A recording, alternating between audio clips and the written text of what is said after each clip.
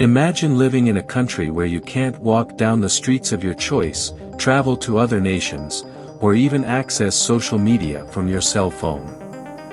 Now, picture a situation where, if a family member commits a crime, you could be imprisoned or forced to bear the consequences for something you didn't do. You would likely want to flee that country as soon as possible, wouldn't you? However, escaping from North Korea is not just difficult, it's a matter of life and death. In the eyes of Kim Jong-un's regime, attempting to cross the border without permission is considered one of the most severe acts of betrayal. Those caught trying to flee are met with extreme penalties, which range from long-term imprisonment to far worse outcomes. But the punishment doesn't just stop with the individual who tries to leave. Under North Korea's strict rules, the crime of treason extends to their entire family, with severe repercussions for those left behind. In North Korea, an attempt to escape can mean the beginning of a never-ending nightmare for family members. Even relatives who were not involved in or aware of the escape plan can be sent to political prison camps, known as kwanliso.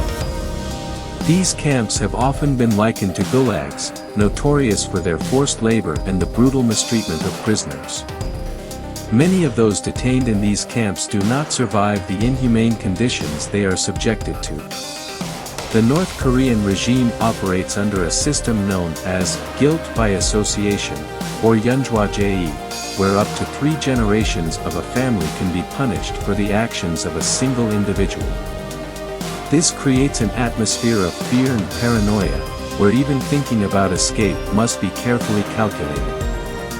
Many North Koreans live under constant stress, knowing that their entire family could suffer for their actions. To make matters even worse, North Korea's borders are among the most militarized in the world. The demilitarized zone between North and South Korea is a nearly impenetrable barrier. Crossing into China, which is the most common route for those fleeing, is also extremely dangerous. The Chinese government, a close ally of Pyongyang, has an agreement to return captured defectors to North Korea. Upon their return, these individuals are subjected to brutal punishments, which can include torture and forced labor in harsh prison conditions. This harsh reality makes fleeing North Korea a perilous and often life-threatening decision. Despite the extreme dangers, the desire for freedom and better living conditions continues to push thousands of North Koreans to risk everything in search of a better life beyond the country's borders, even though their future remains uncertain. This harsh reality makes escaping North Korea feel like a near-suicidal decision. Yet, for many North Koreans, the brutality of Kim Jong-un's regime leaves them with little choice but to try.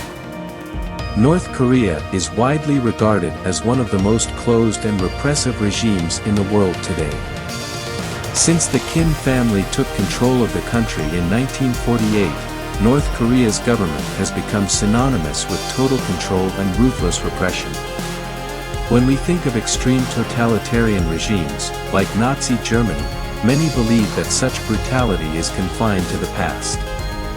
However, North Korea remains a chilling reminder that a government based on fear and oppression is still a reality in modern times. While Nazi Germany's concentration camps were dismantled after World War II, a similar system still exists in North Korea. Kim Jong-un's regime demands absolute loyalty, and any hint of disobedience is met with harsh punishment. Thousands of North Koreans are sent to prison camps, where they endure forced labor and horrific living conditions. The comparison between these regimes is not just symbolic, but very real. Like the Third Reich, North Korea runs its prison system with ruthless efficiency, erasing any trace of dissent. North Korean prisons, much like the infamous camps of Nazi Germany, are places where human life is devalued, and forced labor is used as punishment for those deemed enemies of the state. Moreover, both regimes heavily rely on fear and propaganda to maintain control. Kim Jong-un's cult of personality mirrors the forced reverence seen around Adolf Hitler, where the leader is portrayed as infallible, and any challenge to his authority is treated as a serious offense. This systematic brutality draws inevitable comparisons with the most oppressive regimes in history, proving that even in the 21st century, extreme totalitarianism remains the grim reality for millions in North Korea. The relentless repression and inhumane conditions mean that for many North Koreans, fleeing is seen as their only hope for freedom and dignity. However, escaping the country is an almost impossible feat, fraught with immense challenges, constant surveillance, and severe punishments not only for those attempting to flee but also for their families. Of all the obstacles, escaping to South Korea is one of the most perilous, with the border between the two nations being a heavily fortified war zone. Relentless repression and inhumane conditions mean that many North Koreans see escape as their only hope for freedom and dignity. However, the challenges of escaping are immense, particularly when you consider the demilitarized zone, DMZ, that separates the two Koreas. This area is widely regarded as the most militarized border in the world. Despite its name suggesting a no-conflict zone, the DMZ is riddled with lethal dangers. Spanning 250 kilometers in length and 4 kilometers in width, this region is filled with landmines, electrified fences, and heavily armed guard posts, all manned by soldiers authorized to shoot on sight. It's a true no-man's land, where even the smallest movement can be detected by sensors scattered throughout the area. This intense militarization makes crossing the DMZ an extraordinarily dangerous journey. North Korean guards have standing orders to shoot immediately if anyone attempts to cross the border. In many cases, those who try to flee are caught long before reaching the dividing line. And even if someone does manage to survive the crossing, they still face the challenge of dealing with South Korean forces, who also patrol the area diligently. One of the most dramatic examples of this struggle for freedom occurred in November 2017, when a North Korean soldier, Oh Chung-song, made a daring escape across the DMZ. He drove a military vehicle to the closest point of the border, but it became stuck, forcing him to continue on foot. As he ran toward the south, he was shot multiple times by his fellow soldiers. Despite being seriously injured, he managed to cross the line and was rescued by South Korean soldiers. The CCTV footage of the intense firefight and his miraculous escape gained international attention. Oh survived his injuries and was later welcomed by the South Korean government, becoming a symbol of the desperation and determination of those fleeing the regime. However, Oh Chung-song's success is incredibly rare. Most North Koreans who attempt to escape across the DMZ have no military training or access to vehicles. Many try to flee under the cover of night, hoping to avoid detection by guards and sensors. But even with these precautions, the chances of success are slim due to the extreme level of surveillance in the area. Given the heavy surveillance along the South Korean border, many North Koreans turn to other escape routes. While the options are limited and dangerous, the hope of surviving outside the country drives many to pursue these paths. Besides South Korea, other neighboring countries are considered potential destinations, though these routes also come with significant challenges. Although some do manage to escape to other countries, the fear of deportation and lack of support are major hurdles. For those seeking safer alternatives, escape brokers provide clandestine, but highly dangerous, services. These intermediaries help North Koreans cross borders and make it to safer countries, usually South Korea or others willing to offer refuge. However, the services come with a steep price, both in terms of cost and risk. The price for hiring a broker can be as high as $18,000 or more, a sum that is out of reach for most North Koreans, who live under strict economic controls. Families often have to sell their few possessions or depend on help from relatives who have already escaped. These brokers plan the escape, arrange for the crossing, and sometimes provide shelter in neighboring countries. Still, even with a broker's help, the escape is not guaranteed, and the risks are high. Despite the dangers, many North Koreans rely on these intermediaries for a better chance at a successful escape. One well-known story is that of Park Yeon-mi and her mother. In 2007, when Yeon-mi was just 13, she and her mother fled across the North Korean border into China. With the help of intermediaries, they embarked on a perilous journey that eventually took them to the Gobi Desert, one of the most unforgiving landscapes in Asia. They traveled through the night, enduring freezing cold and the harsh desert environment in an effort to reach Mongolia, where they hoped to be rescued.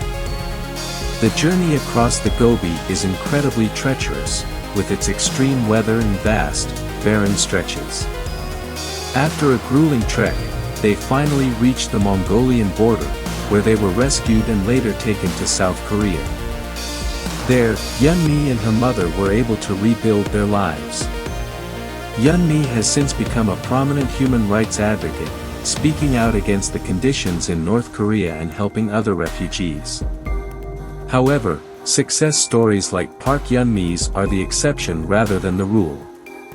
For every successful escape, countless others fail. Many refugees spend years in hiding, living in constant fear of being discovered and sent back. Even with the assistance of brokers, the risk of capture or of facing extreme conditions during the escape remains incredibly high.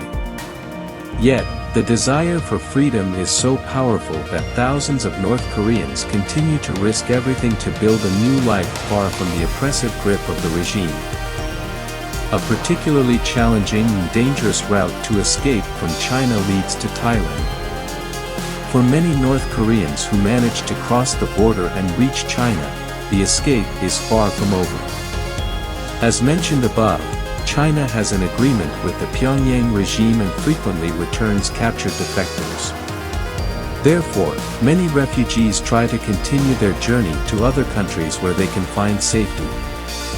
One of the most common destinations is Thailand, a country that does not deport refugees and offers them the possibility of asylum. However, the route to Thailand is extremely dangerous and complex. To escape China, fugitives must travel clandestinely, using trains or buses to the south of the country. This part of the journey is risky, as China is highly monitored, with surveillance cameras and security checks at stations. North Koreans often travel without documents, increasing the risk of being identified and deported. Upon reaching southern China, fugitives typically attempt to cross borders into countries such as Laos or Myanmar. The journey through these areas is one of the most challenging of the escape, as it involves walking through dense forests, with little to no infrastructure, and often without experienced guides. During the rainy season, these regions become even more difficult to traverse, with flooded terrain and thick vegetation. In addition to the forests, many refugees must cross the mighty Mekong River, which cuts through the region. This is another dangerous obstacle, as the river is known for its strong currents and is patrolled by local authorities. Once across the Mekong, the refugees continue on foot or in makeshift vehicles until they reach Thailand, where they seek help from the authorities or humanitarian organizations supporting refugees. One of the most remarkable stories involving this alternative route is that of Park Hyun-woo and his father. After escaping North Korea and surviving the journey to China, they knew that staying there was too risky. With the help of intermediaries, they began the long journey to Thailand. After several weeks of moving through southern China, facing the difficulties of traveling in secret, they reached the border with Laos. Crossing the forests of Laos was an exhausting experience, with no guarantee of success. Tired and without resources, Park Hyun-woo and his father finally reached the Mekong River. The journey was dangerous, but they managed to cross successfully. Upon entering Thailand, they felt a great relief. There, they were welcomed by NGOs who helped them with the asylum process. The story of Park Hyun-woo and his father is an example of the perseverance needed to survive such an uncertain journey. For many North Korean refugees, fleeing to Thailand represents one of the few real opportunities to start a new life in freedom. But the dangers along the way, from dense forests to the Mekong River, are so menacing that only the most determined manage to complete this perilous journey. For many North Korean refugees, fleeing to Thailand represents one of the few real chances to start a new life in freedom. However, even after enduring the difficult journey, the dangers don't simply vanish. Even if they manage to escape North Korea's heavily fortified borders and survive a perilous journey through neighboring countries, the risks for North Korean refugees persist. Many continue to live in constant fear of being captured and forcibly returned. The North Korean regime invests significant resources in tracking down and repatriating its citizens who have managed to escape. These operations, often carried out in cooperation with the authorities of other countries, are particularly common in China but have been known to occur elsewhere. One of the most tragic examples of these dangers is the case of Jean Jiang-suk, a North Korean refugee who was kidnapped while living in China. After fleeing her home country, Jean believed she had found relative safety. However, in 2017, she was captured by North Korean agents and taken back. Once returned to Pyongyang, Jean was branded a traitor for having defected. The consequences were severe. After a brief trial, she was publicly executed, serving as a cruel warning to others still trying to escape the regime. Jean Jiang-suk's story is just one of many, illustrating the far-reaching arm of the North Korean government, which pursues its citizens even beyond its borders. These operations are not uncommon, especially in countries that maintain close ties with Pyongyang, such as China and Russia. China, for instance, is the most frequent destination for North Korean refugees due to their long shared border. However, the Chinese government considers these refugees illegal immigrants and, under agreements with Kim Jong-un's regime, often deports them back to North Korea. When this happens, the consequences for the returnees are often severe. Many are sent to prison camps, where they face forced labor, mistreatment, and sometimes worse. Women who are deported are also particularly vulnerable to physical and psychological abuse.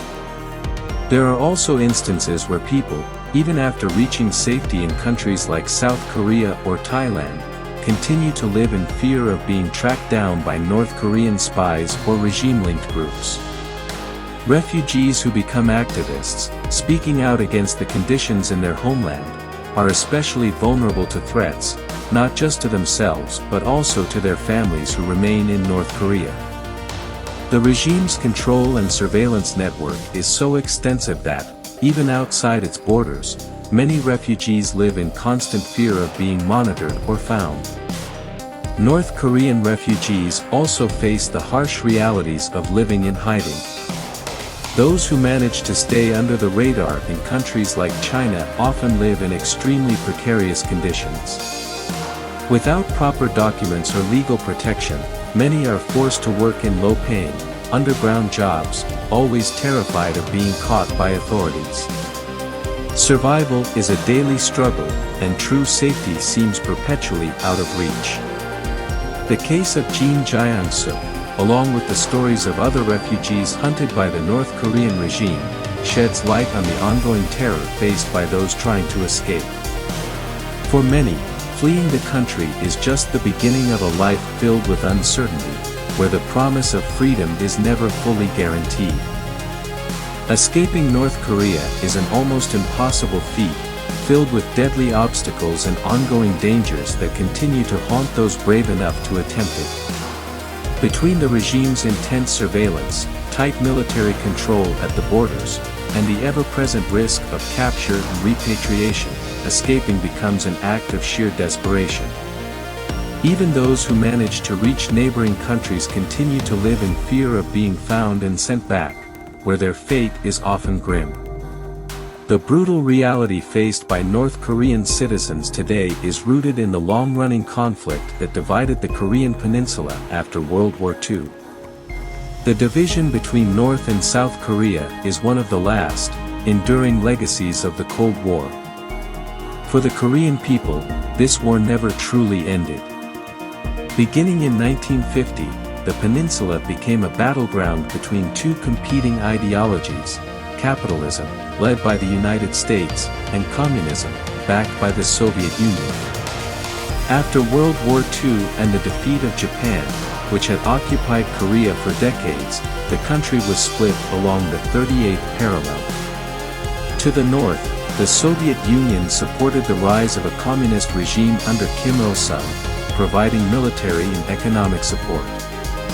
North Korea became aligned with Moscow, and later Beijing, adopting a strict, totalitarian system that continues today under the rule of Kim Jong-un, Kim Il-sung's grandson. Meanwhile, the United States took the lead in the South, helping to establish a pro-Western government. South Korea received substantial U.S. military and economic aid, particularly during the Korean War and the years of post-war recovery. The goal was to build a stronghold against the spread of communism in Asia, and American investment was crucial to South Korea's economic and military development. Today, South Korea is a global economic powerhouse, largely thanks to U.S. and Western support during the Cold War. The Korean War, 1950–53, solidified this division, with the U.S. military aiding the South in defending against a North Korean invasion, which was supported by the Soviet Union and China. Although the war ended in an armistice rather than a peace treaty, the Korean peninsula remained divided, with the Demilitarized Zone, DMZ, established as one of the most fortified borders in the world. While the South flourished with Western backing, the North closed itself off, initially with Soviet and Chinese support, but later becoming even more isolated after the Soviet Union's collapse. This division is not just a physical boundary but a powerful symbol of the ongoing conflict that has roots in the Cold War. While the world has seen the collapse of the Soviet Union and the fall of many communist regimes in Europe, North Korea remains one of the last strongholds of that ideology, with a rigid, centralized, and oppressive government.